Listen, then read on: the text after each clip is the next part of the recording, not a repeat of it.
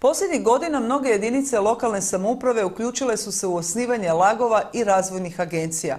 Misija je bila samo jedna – kvalitetnim projektom doći do prijeko potrebnog novca iz europskih fondova i na taj način pokrenuti investicije.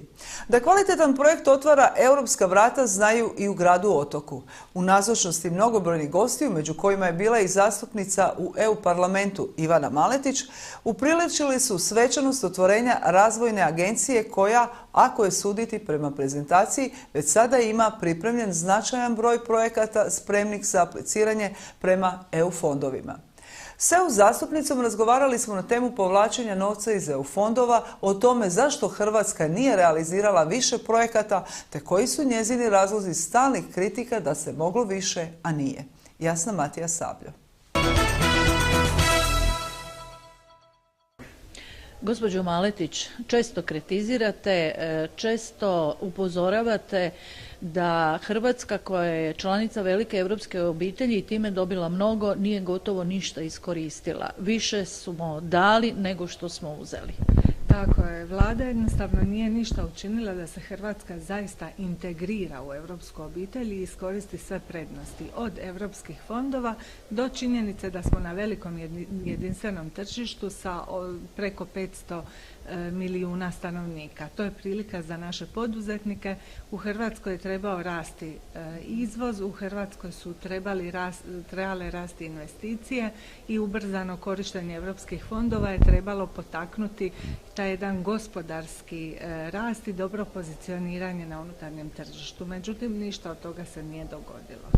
Koliko je, da tako kažem, ako možemo zapravo tako reći, Hrvatska morala vratiti, odnosno nije iskoristila novca koji je bio ponuđen kroz razne fondove?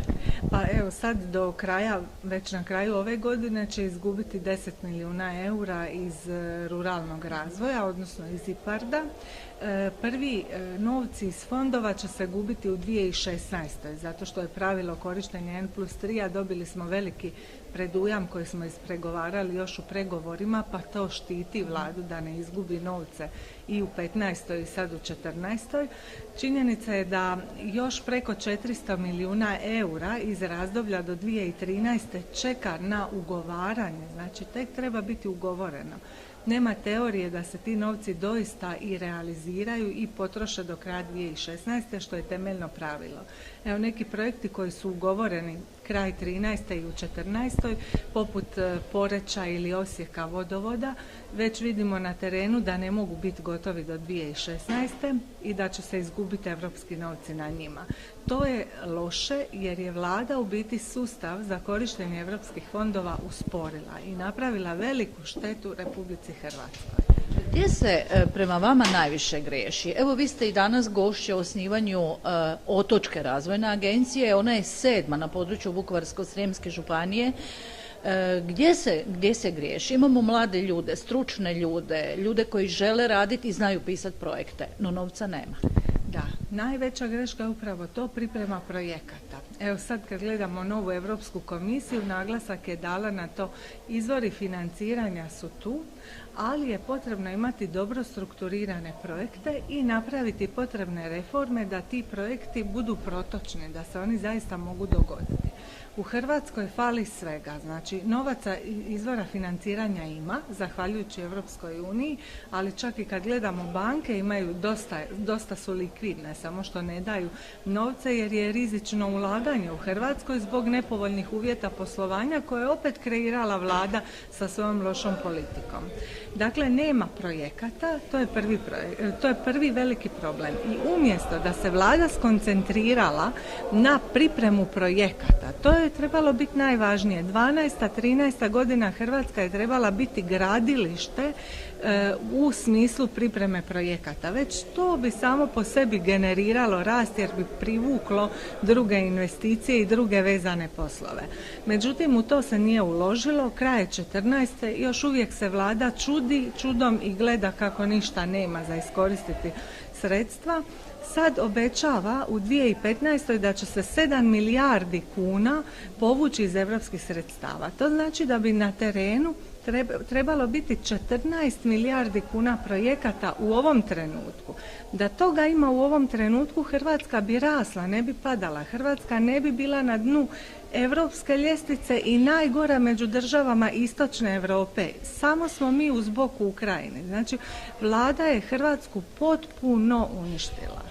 Gospođo Maletić, činjenica je da mnoge jedinice lokalne samouprave koje su i vidjele svoju šansu u fondovima nisu mogli aplicirati projekte jer nemaju novca, onih famoznih 10-20%. Nije li trebala vlada, to je nedavno ministar Grčić najavio kako bi trebalo startati u siječnju, osnovati neki fond, odakle bi se recimo povukla taj novac. Je li to kasno sada? To je druga velika greška. Znači, prva priprema projekata i pomoć svima u pripremi projekata koja košta. 3 do 5% vrijednosti projekta je cijena pripreme projekta. To su ogromni novci. Znači, za pripremiti, 70 milijardi projekata treba uložiti 5 milijardi kuna. Ko ima te novce? Nema nitko, ali je vladi otvoren instrument i to kroz regulativu Europske unije preko Europske investicijske banke. Znači, mogla je iskoristiti povoljna sredstva sa 7 godina počeka za pripremu projekata. To je prvo što nisu napravili i potpuno su ignorirali. A drugo je ovo sufinanciranje.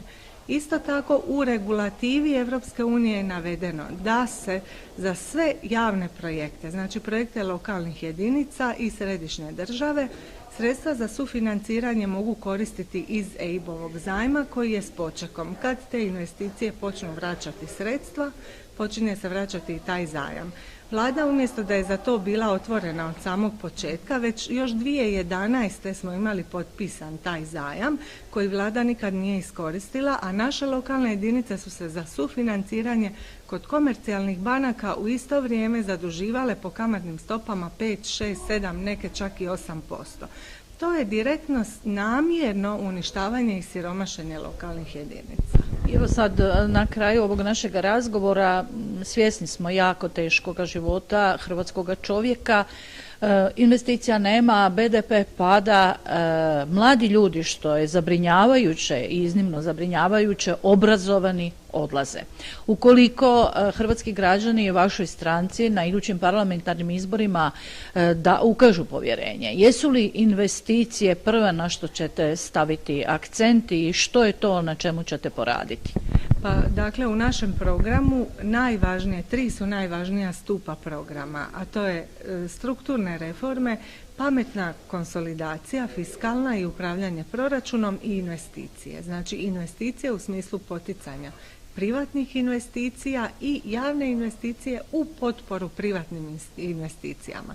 Kod strukturnih reformi naglasak na državnu administraciju koja mora postati efikasna i fleksibilna, okrenuta ljudima i poduzetnicima, a kod pametne fiskalne konsolidacije naglasak na otvaranje prostora za kapitalna ulaganja i investicije, upravo ovo što ova vlada čitavo vrijeme rebalansima reže i koči. Znači, stalno se režu europski projekti, režu se potpore poduzetnicima, poljoprivrednicima, industriji, modernizaciji industrije.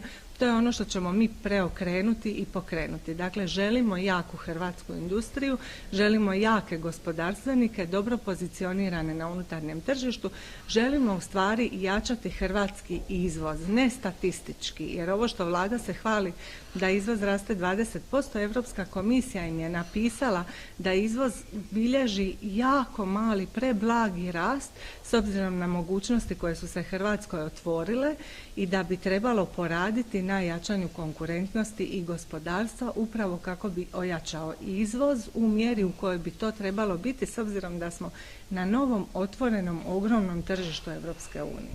Hvala vam najljepša na razgovoru. Hvala vama.